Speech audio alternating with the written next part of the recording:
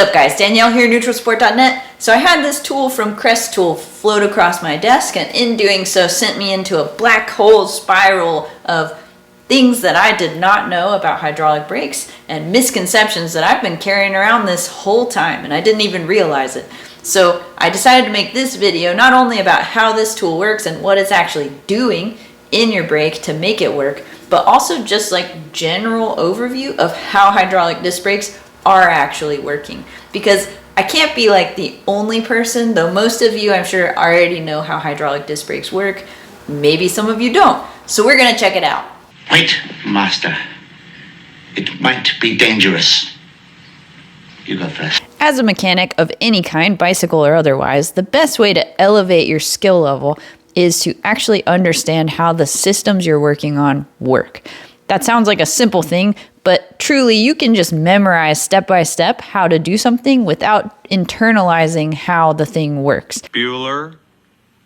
The biggest misconception about bicycle brakes is that they are a closed system because you don't necessarily see the reservoir, but it turns out that they're actually an open system, and this piece right here at the lever is your extra fluid. So this reservoir sits on top of the actual fluid in the system itself. Right now, with the lever open like this, no pull, so this would be closed, open, there's a passageway between the reservoir and the rest of the system that is open. So the fluid is just sitting there. That's why if you have air in here and you flip the bike upside down, occasionally air will get into the passageway, into the system, and then float to the caliper. Once you pull the lever, the plunger actually pushes past the hole. So right now the hole would effectively be closed, and it pushes the fluid to the caliper.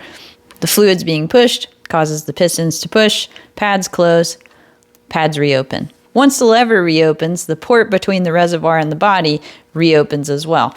That's why if the piston gets pushed further out, once the lever opens and retracts that plunger, more fluid will actually enter the system to take up the extra space that might have been lost when the piston pushed out further.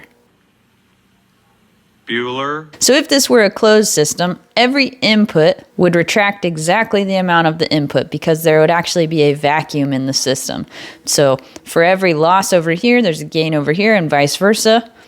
Things are always equal in that regard. So the only way to actually adjust brake pad spacing in that case would be to change the volume of the actual container for the fluids. So if you look at a rim brake from Magura, you actually drill in a screw that reduces or increases the space and pushes the brake pads in or pulls them out relative to the system.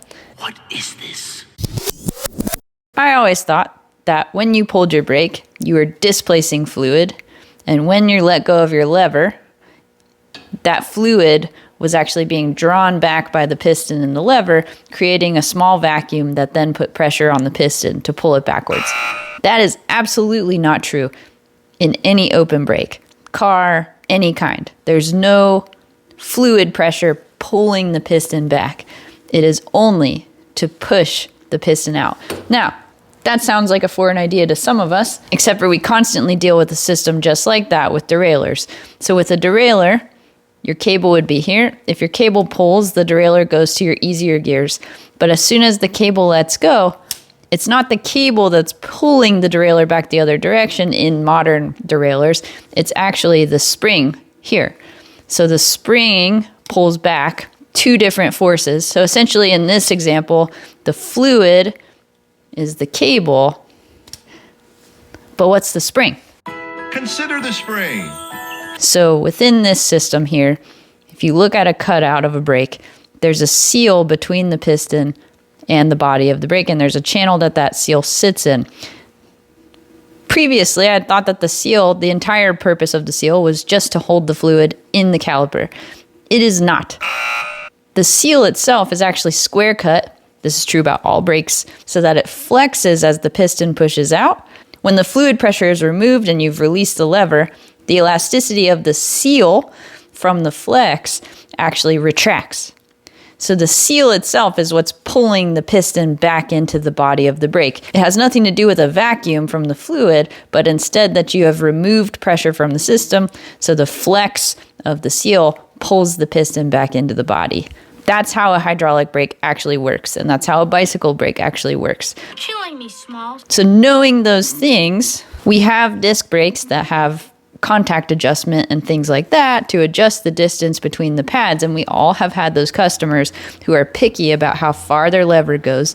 They want to adjust the pull, but not just the reach. They want to actually adjust the engagement point of their brake. So SRAM has their contact point adjustment, but now you have a lot of brakes from Shimano specifically, or Shimano and Magura, that don't have any kind of adjustment for that distance. It's set by the actual seal itself only. So if the seal flexes a certain amount and pulls back a certain amount, it's constantly setting the distance to the rotor. So then how does this work, and what is it actually doing? Let's take a look. So if I'm unhappy with how far my lever pull is, essentially you use this tool to trick your brakes into thinking that your rotor is smaller. With these paddles that are attached, you have everything from 1.2 to 2.0 to set the brake pads before you put them on the rotor. So let's take a look at what that would mean. For my current rotor, I'm going to measure the distance here. So 36 millimeters right now. I'm not happy with that, but there's no adjustment on these cheap brakes. I want to get a little bit tighter brake pull. How do I do that? So first I take this tool and I measure the rotor so I can see how wide it is, account for any wear, because essentially this is the distance that the brake pads are expecting for the actual rotor. So my rotor is right at 1.8. That's good to know. This brake currently expects a 1.8 millimeter thick rotor. To trick that, what you do is you have these paddles from 1.2 to 2.0, and you can actually trick the brake into thinking that your rotor is a little narrower and push the pistons out a little bit. So I'm going to start with going to the 1.6. So you pull your wheel out, stick the paddle in, pull your brake lever, because now effectively, your brake is supposedly going to self-adjust as if your pads wore or something like that. It'll push the piston out just a little bit so that the brake gap is a little tighter. So to test that out, give it a little bit of a pull. Now we're at 41. That's a pretty big change from the start to now. Let's say we're not happy with that still. And then go to the 1.4 paddle. Pull the brake lever. That one's going to be kind of tight. See where we're at now. So you can see the actuation's getting much shorter here, and that's right at 49. So it's making a dramatic difference to trick the caliper into thinking that the rotor is narrower. And this is exactly what happens when your customers leave this out and then accidentally pull their lever. And that's why their brake gets either super tight or just they can't even put their wheel back in. Scientifically, this shouldn't hurt the brake because it's the same amount of pressure. What it does do is it moves the pads closer, and in this case, at this 1.4, there's actually friction when I'm putting the rotor in and out. The previous step, there wasn't a lot of friction, so you can probably still adjust the pads to clear. With this 1.4 adjustment that I made, I don't think there would be enough room to actually have the rotor spin freely. But this gives that person who just wants on-off, non-modulated braking an option for tightening up the braking on their bike. What you have done, effectively, is pushed the piston out through the seal an extra amount. This adjustment will not stay this way, and that is because the seal is what is retracting the piston, not the fluid. Eventually, brake pads will wear down. The distance will increase between the pad and the rotor as it pushes out. The flex of the seal will just account for that and pull it back the same amount. So over time, the braking will go back to the stock level no matter what. So this isn't a permanent solution. The customer or the customer will have to come back to you, and you'll have to keep using different paddles and squishing out their brakes if that's what they want.